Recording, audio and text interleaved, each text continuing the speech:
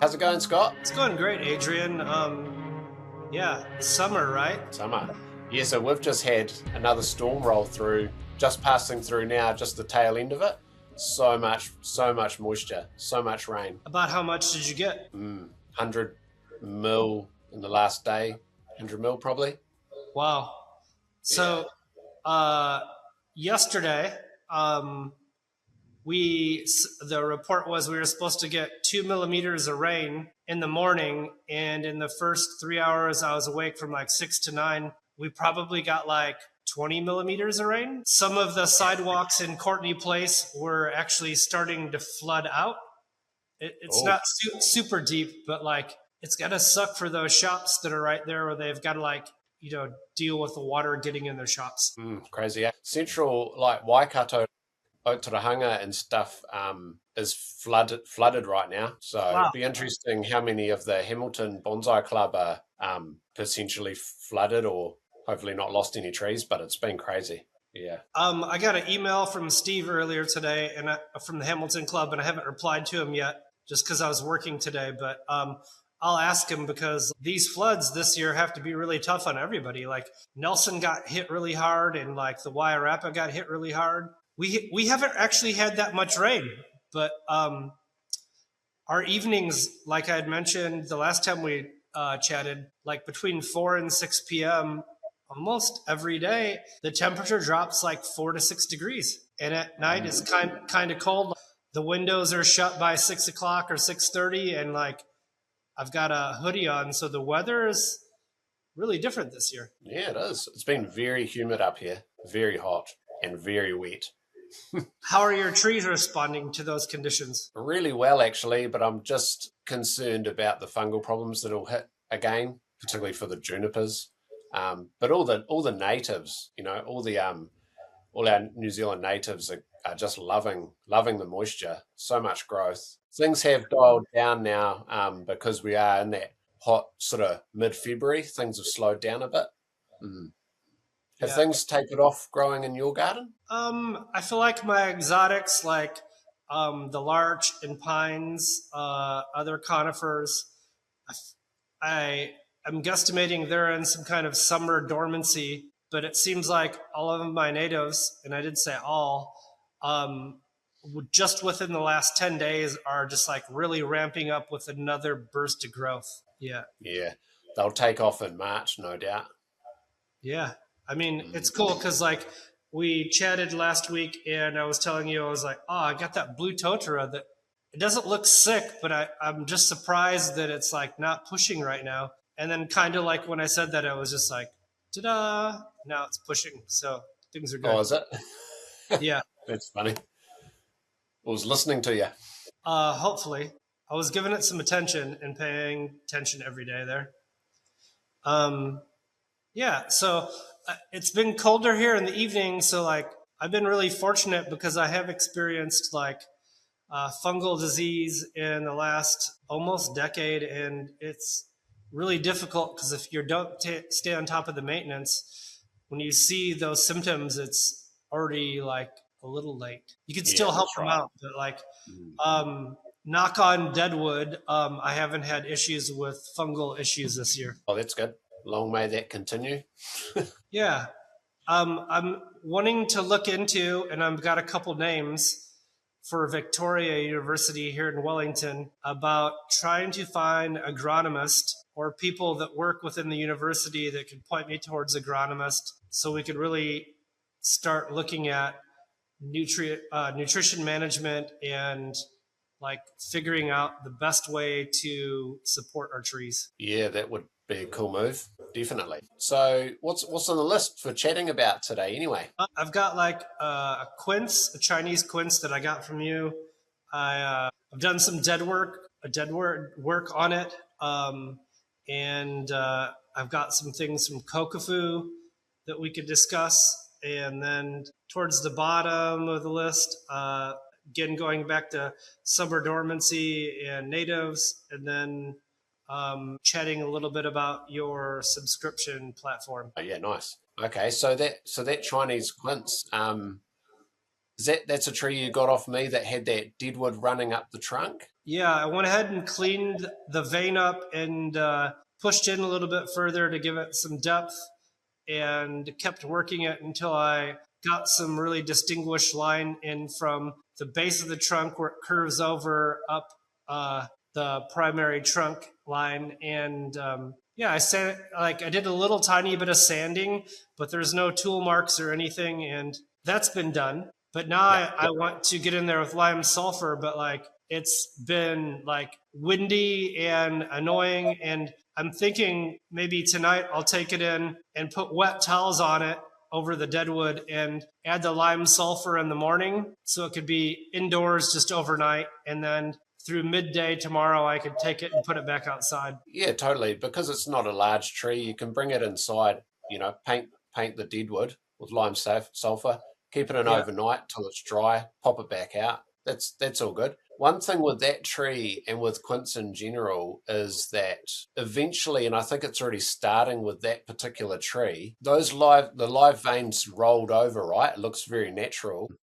At some point, and it's common with quince because they do get that sort of natural sometimes dieback, and those old quince, well, we'll talk about kokufu later on, but because Yeah. there's some stunning Chinese quince in this year's kokufu, Oh, hundredth hell kokufu, yeah. and a lot of those are, well, all of them are essentially scarless, but they've had to grow out scars, over a long period. Yeah. And you'll notice that some of the character in some of the trunks, maybe not the ones that have just been exhibited at the current kokufu, but a lot of those famous Chinese quince in Japan, the real beauty in the trunk line sometimes and the masculinity of that bark is created through there has been wounds and they've healed over completely. And it's Yep. added a lot of sort of, I guess, gnarly undulation to some of the trunk.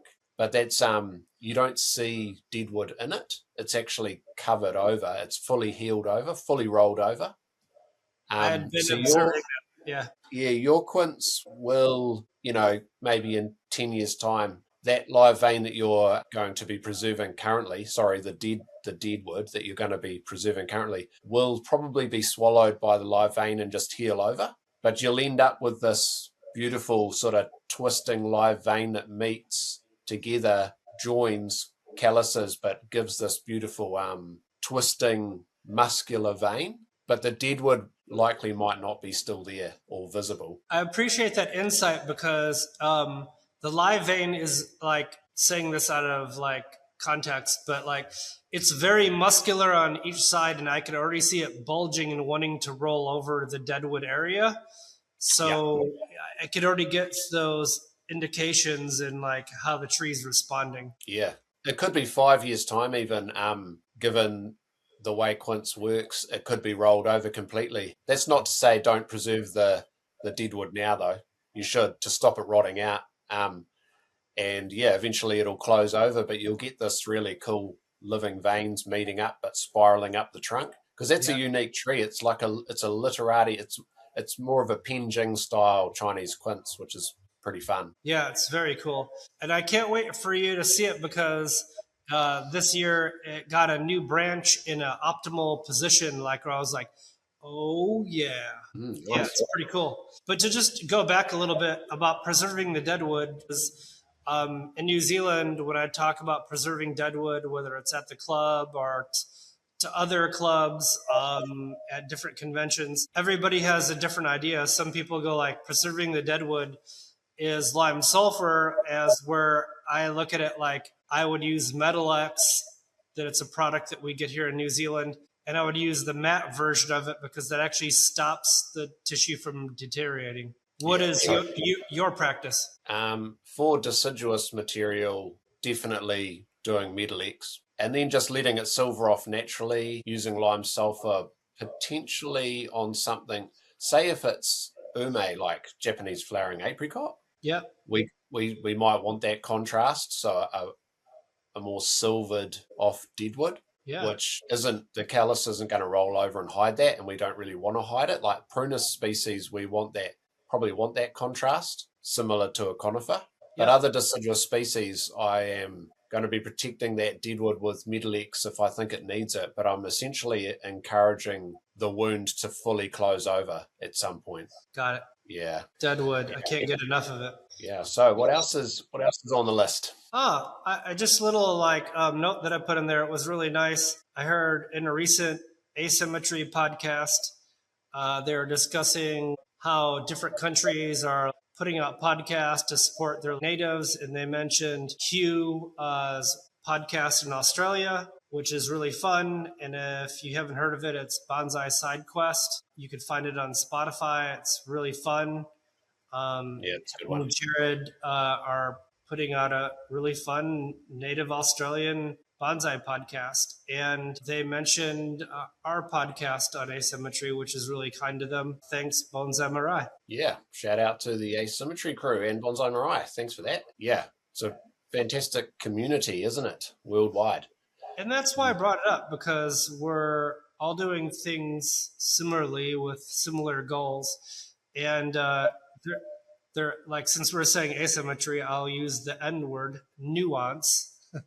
We're all dealing with different nuances in our native categories. And yeah, it's fun for us all to like share our experiences. And like you said, it creates a community vibe that's really valuable for these people that we chit chat with online and get to meet at events. It's really fun. Yeah, it's interesting, isn't it? Because we're sort of shooting. Well, we're all sort of, I guess, going in a direction where artistically we're creating nature in miniature, but when you look around the separate continents, stylistically a little bit independent, because of our natives that we're all working on, like the US natives comparatively to the Australian natives, to specifically to our natives down here. The uniqueness is coming through there, isn't it? Yeah. When we're pushing our natives in different continents. So yeah, I love it. It's very interesting. I love it too, and I think it's great because we're all interested to go like, what are you developing, or what are you really finding fun right now? Yeah, that's right.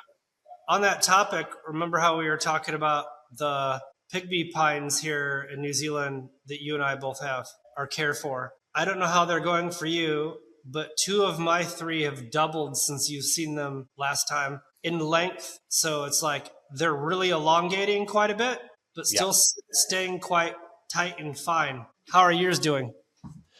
Yeah, mine are really pumping, really pushing growth. And where I've wired the trunk, the wire's really bitten in, so the trunk has thickened quite a lot. I had a little bit of that happen with one of the 3 that I have, but I got the wire off the other 2 at a good time. So it's interesting, reading what I could about them online. And there was not a lot of information, but saying that they're like super slow growing. And here again, putting them in volcanic substrate, I'm really surprised how much they're pushing. Yeah. I wondered how quickly we could produce them, being, potentially the slowest and smallest growing conifer on the planet, but having them down at sea level ish and having them in an open substrate and pumping them with nutrient to really push that growth. Mine are really going for it. And that's quite satisfying to see, because we will want to try and create a decent girth to the trunk ultimately. There's different ways we can go around having a thin trunk. We could create a beautiful literati if we can't thicken those trunks up much. But yeah, I'm leaving the wire on a little longer on the trunks so I'm going to introduce a bit of spiraling deadwood on one or 2 of them. And yeah, but I'd like to thicken those trunks up quite a lot. I'm not going to put them in the ground yet. I'm still going to keep them in a container for another 2 years, I think. Yeah. Cool. And produce cuttings off them too. And then ground grow some. Yeah. I'm liking what's happening so far. Cool. Do you anticipate in autumn getting some tissue growth and girth going on in the trunks like we expect with other trees? Definitely. Yeah. Cool. Yeah, being a podocarp, they'll push a load of cambium, that cambium will push and should thicken up a little, which will be nice. Yeah. I'm loving the foliage. It really does look like miniature rimu. Yeah, it's really dainty and like it's a Yeah, fun like just like a lot of trees. Like the new growth is kind of like a pale green, and then when it hardens off, it's like a little bit darker green. So it's just really fun and exciting for me to see something that should move so slowly have a lot of visual indicators of its development. yeah. And did you have berries on yours? I had one berry on my longest one. Yeah, that's pretty cool, huh? So next Yeah, season you might get more, but the fact that it's they're obviously grown from a tree that produces berries is makes them even more exciting. Kind of agreed. like when you get a female totara with the red berries in amongst the foliage, it's just so beautiful. It's just another added beauty to the species. I have two blue Monopuri blue totara, and they both had a handful is not a number. Maybe Few like berries. 7 to 15 berries at the end of spring after like that post flush hardening occurred, which was Yeah, cool. nice. I was going to talk about, as a change of subject, Yep. I was going to mention that we interviewed Jonas Bonsai tonight, Yeah. um, Cool. and that was a great conversation. Actually, before Christmas, and we were using a different software. We were using Adobe podcast software to record back then. Now Yep. we're on a different platform because that actual fantastic interview of Jonas between the three of us was we lost it in Adobe, but they've recovered the file, and so we do have the interview, the podcast, but we're just waiting on them to send us back the file so we can put that podcast out. In the meantime, we've moved away from Adobe, and hopefully we'll get that conversation out with Jonas in the next couple of weeks, I hope. Yeah, it's just all depending on when they get us the file. So a bit unfortunate there, but it was a fantastic chat with him, wasn't it, Scott? Yeah, I had a lot of fun. Mm. Yeah, I guess it's just like anything when you start a new endeavor, you figure out the tools that are most useful and you stick with those. But chatting with Jeremiah at Black Pondo and Addison at Bonsai Builders, they're both using Riverside, and that's what we're working on today. Yeah, seems to be working well. So that's good. Anyway, so we'll hopefully get that conversation with Jonas out as soon as we get the file back from Adobe. Yeah, That'll be fantastic. It'll be a good one for bonsai artists in Aotearoa to listen to, since Jonas is coming for the yeah, Wellington show. So we'll get that out. Fingers yeah. crossed.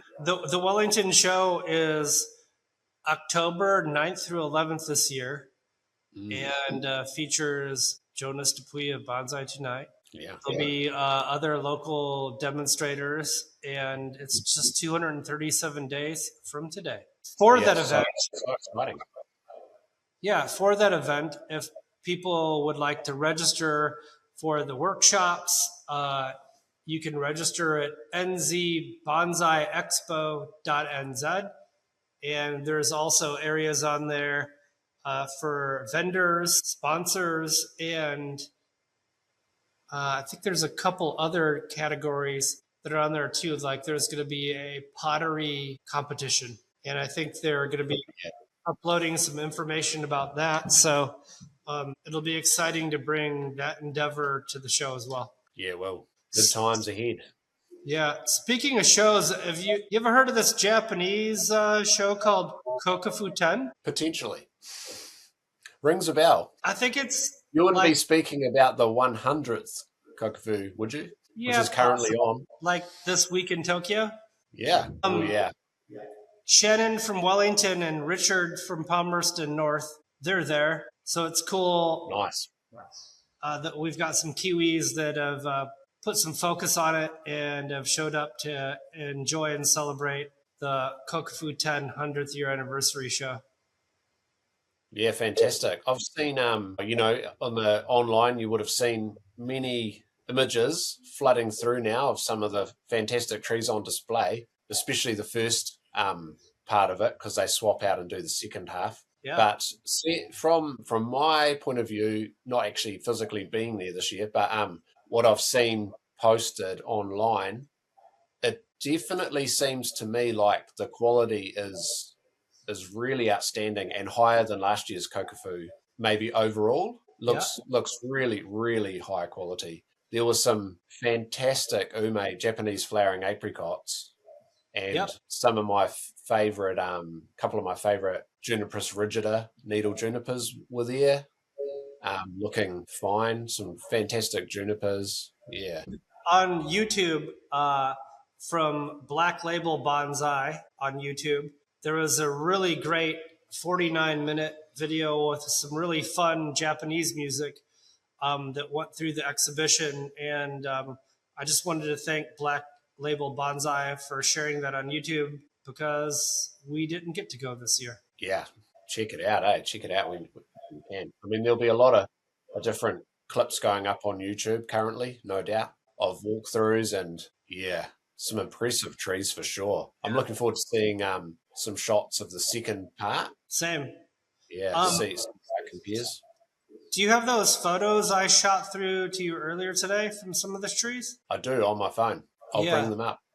Yeah, cool. The first one that I had sent you, and I feel like I got them in order, is like you were chatting about the Chinese quince and the blue rectangle. Yes, yeah. Wow, ramification to like the 10th. And Chinese quince is hard to get that ramification going. It doesn't look like it on that tree at all, does it? Yeah, awesome. No, it doesn't. It's like all those little branches were wired at one point, right? You know, and it's just prolific. It's wow. Yeah. It's very impressive. There were quite a few. There was some outstanding Chinese quince. Hey. Yeah, Vinny.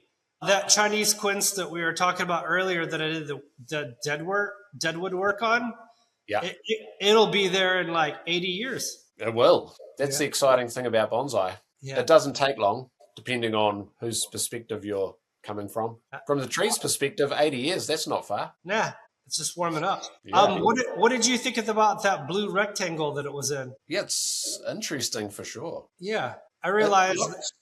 It looks quite modern, I suppose. Like there's no patina on it. It's quite glazed. It's quite shiny in terms of glaze. Yeah. I was actually... I don't know if you can see that. Yeah. Like last year, I looked at the show with Shannon. We just sat down. I'm trying to remember what bonsai event we were at. We looked at it, and we really saw a lot of cream and blue ovals and that didn't have any patina. And this year it seems like they've switched to like dark blue rectangles and cream pots, but got away from ovals as a broad generalization. And I really enjoy ceramics, so that's like something that I always look to for informative support in my own practices. True. So do you think was it more that the species pairing with like the lack of ovals this time round? Because maybe as the switch out's happening now, potentially the next load of trees coming in, there might be more maples, so there might be more oval. Yeah, I would assume so because like, although, again, I've never been to the Kokufu-ten, but like looking over the catalogs, booklets that I have, it seems like that's like a consistent kind of like trend or theme for their deciduous and maples to be in like ovals that are blue and cream. So yeah, I just brought that up because like I'm starting to pay attention to like what kind of pots they're putting them in and trying to figure out like what they're trying to say with those selections. Yeah. With the Chinese quince, it's a very masculine deciduous tree. Yep. So it's more often than not planted in a rectangle with a bit more of a heavier lip. It's a darker glaze so that it, I guess, plays off the masculinity of the trunk, whereas a Japanese maple, Acer palmatum, is feminine, few more curves, elegance. So the pot's usually quite often oval and softer and more elegant to sort of vibe with the elegance of that tree. But yeah. That's logical. What did you think about the next one, the Korean hornbeam and the unglazed hexagonal that got a prize? Did that get... yeah. So Korean hornbeam is, that's fantastic ramification. And being a cast, what's interesting about this is that it's not in a glazed oval at all. I'll put that up to the screen. Yeah, I You thought can that see pot that.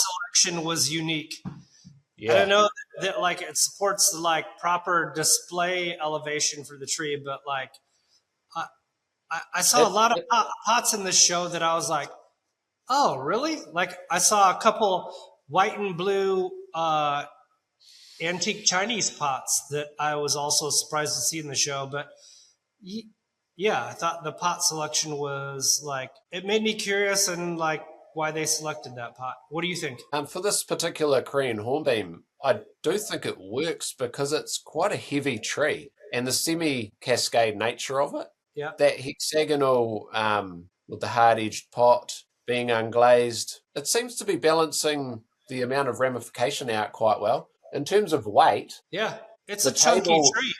it's a chunky tree, yeah. The table's it's a little wide, but it's replicating the ramification on top, being the exposed root. Yeah. But I And mean then the tree itself. yeah, Korean epic tree. hornbeams are just such a beautiful tree, right? From what I've seen, they just seem to be made for bonsai, right? Yeah, they're easier to ramify than the European hornbeam. You just can just get dense. The twiggery is just finer, so you can really refine it. But it's also the striated bark that's beautiful. Yeah, There's no it's very nice. surprise that that tree got a prize, right? No, no, it's Uh, beautiful.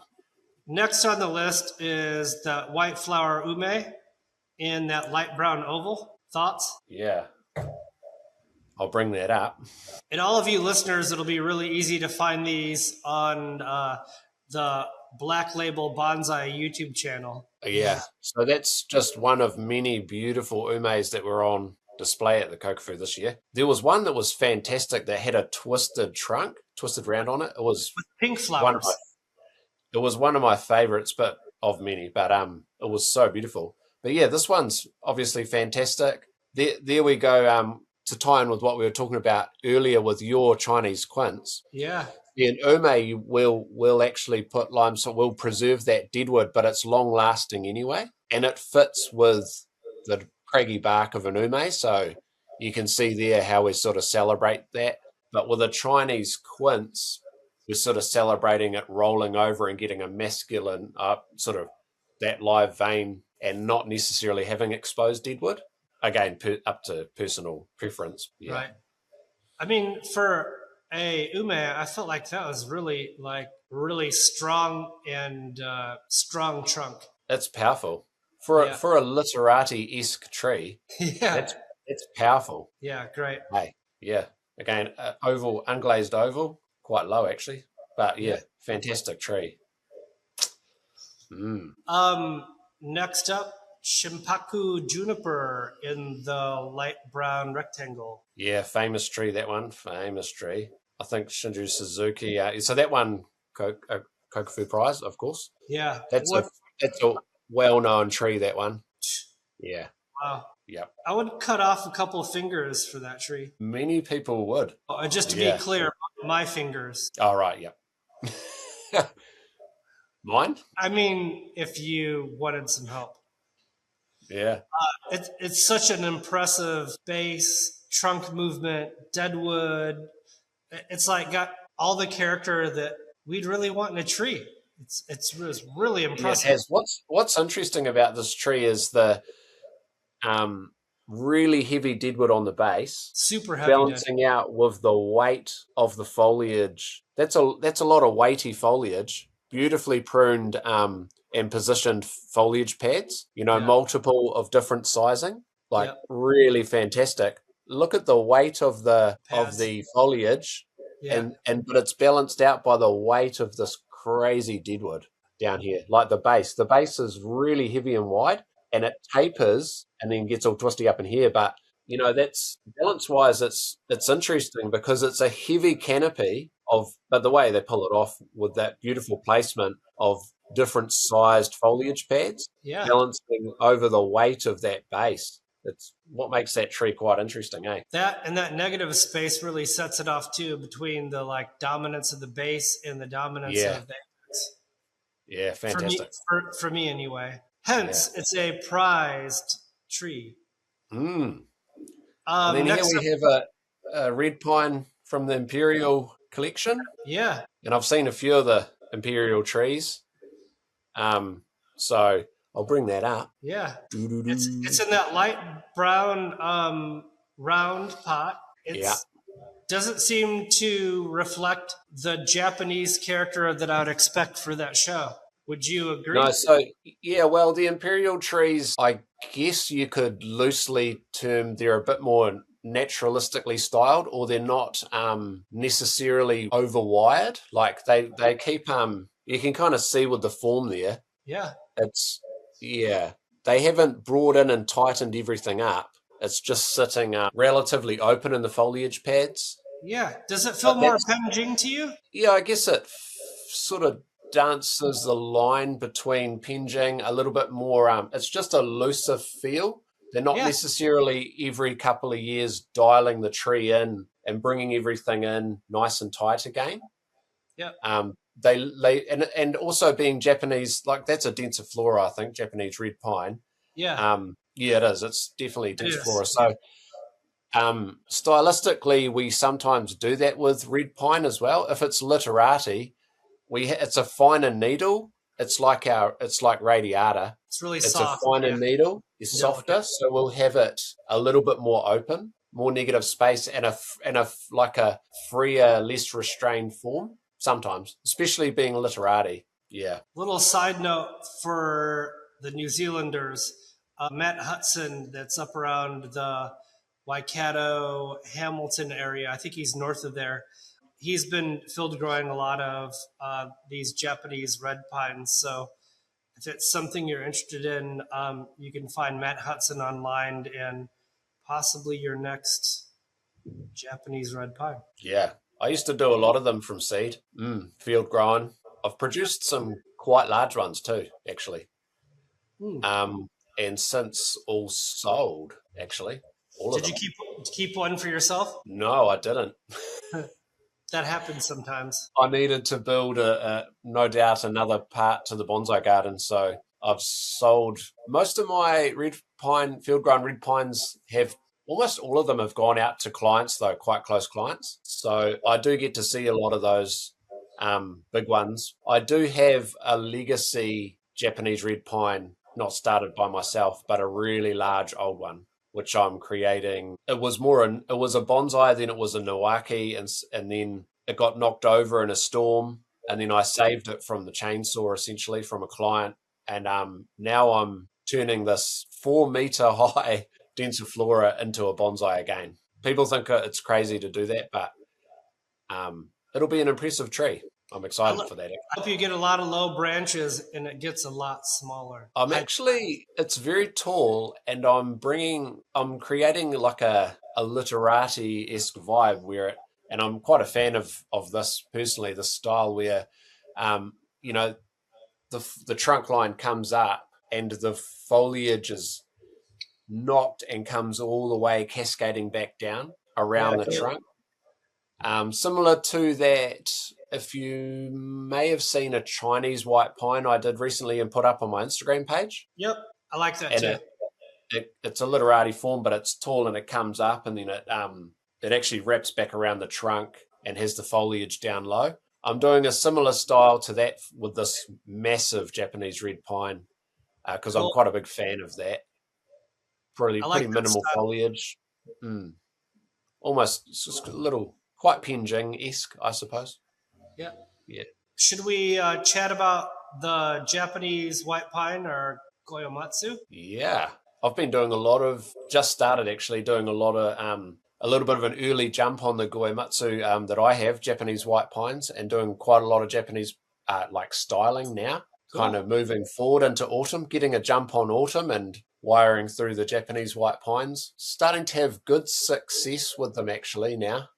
That's great. Because I've grown them all from seed, 15 years ago. Pretty slow growing. I haven't field grown. I have field grown 3 or 4 of them, but since taken them out of the field and just container grown them because with the rain we've been having, it's just too wet in the field. So they've been getting root rot. So I've just been container growing them, and I'm really dialing in how to successfully make them work because certainly not an easy species. And I'm up in here in Northland where it's pretty humid and pretty wet, but our white pines are looking really good. That's good to hear. Yeah, I think that the trick for it has been keeping them fairly dry through winter and spring. Would you agree that maybe keeping them in a coarse pumice is ideal? Yeah, definitely. Growing them in a large substrate. A lot of them we've done in straight pumice, large particle 5 mil pumice, even smaller trees.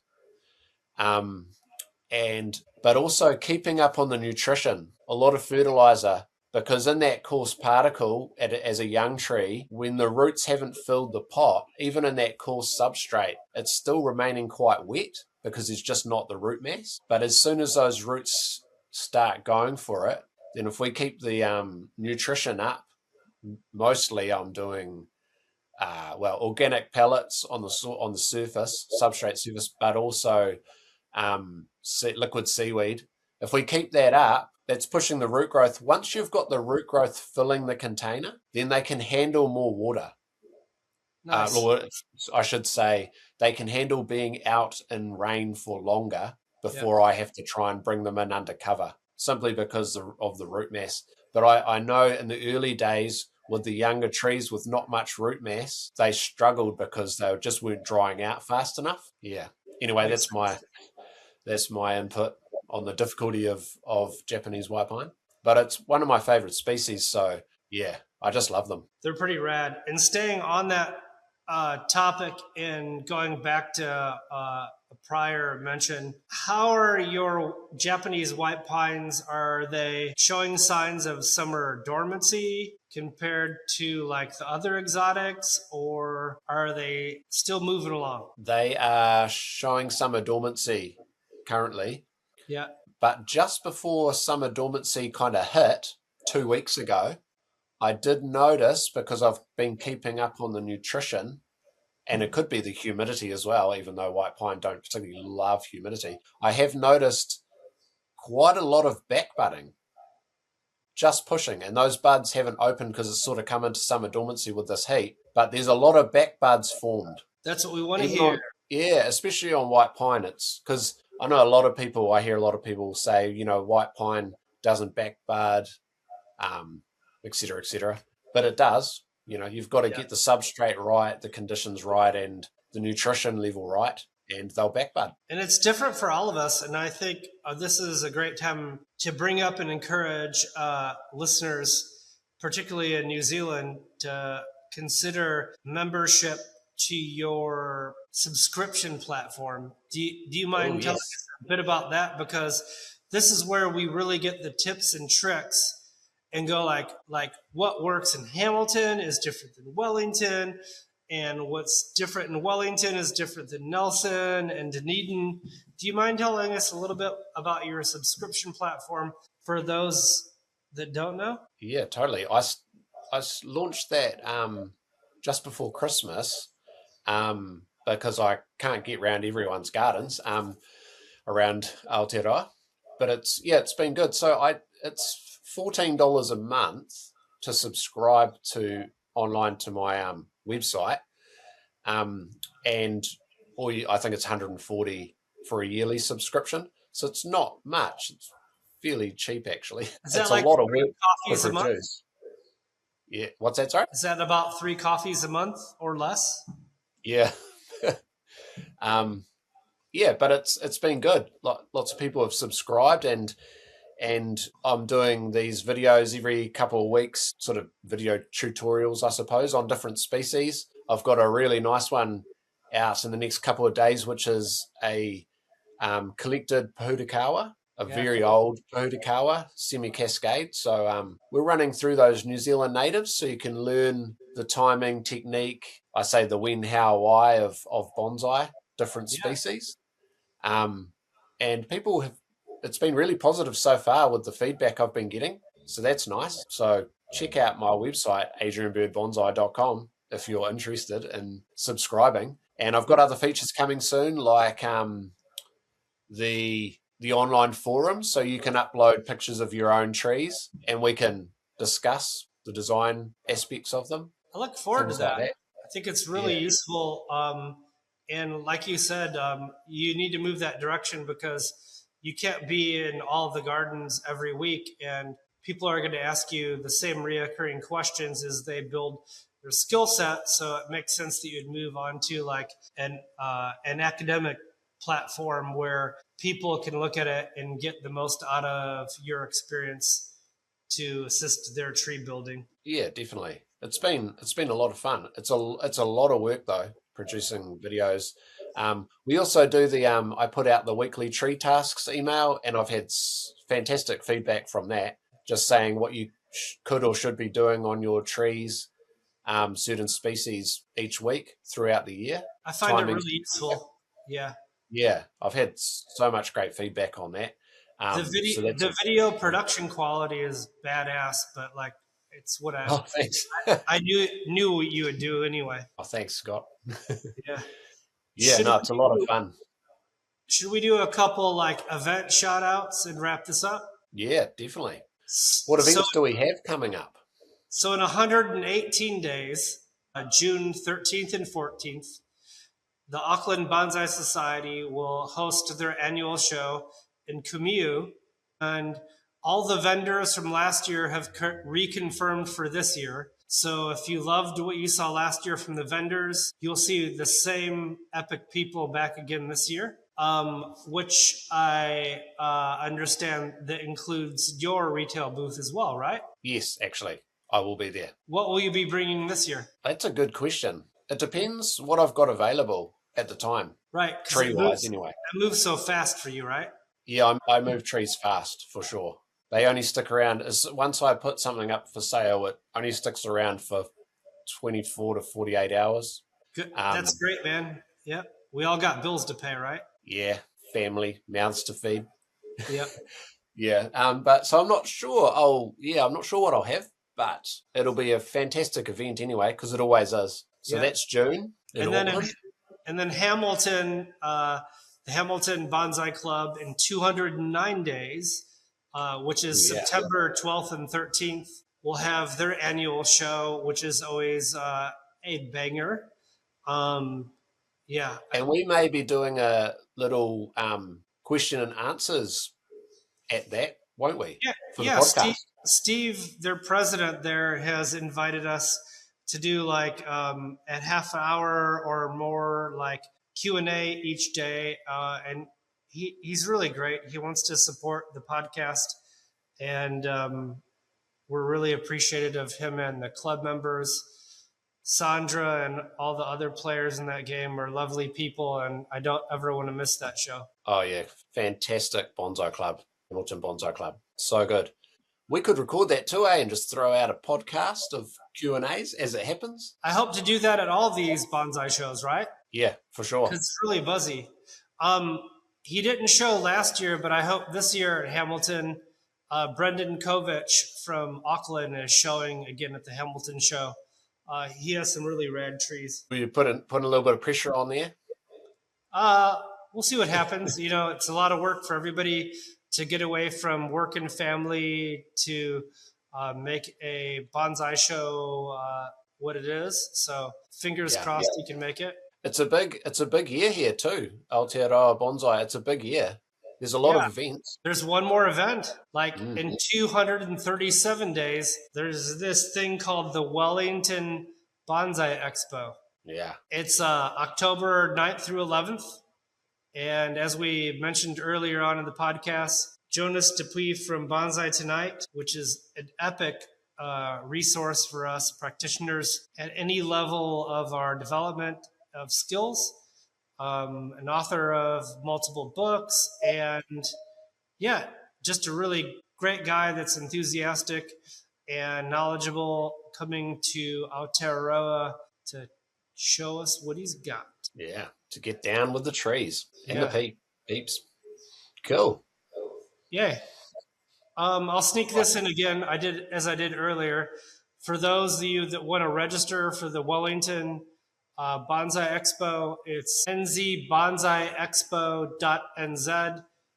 That's good for vendors, sponsors, and those of you that want to attend. the workshops. And I keep hearing things like there's a Monday and Tuesday workshops going on with Jonas. So we'll keep your ears out for that as well. Yeah, nice. Okay. Sounds good, Scott. Oh, well. Cheers. Have a lovely evening. And I hope all you listeners are healthy and your trees are moving in the direction you want them to. And if you ever have any questions for either one of us, feel free to reach out. Thanks for listening. Cheers, guys. Cheers. See you later.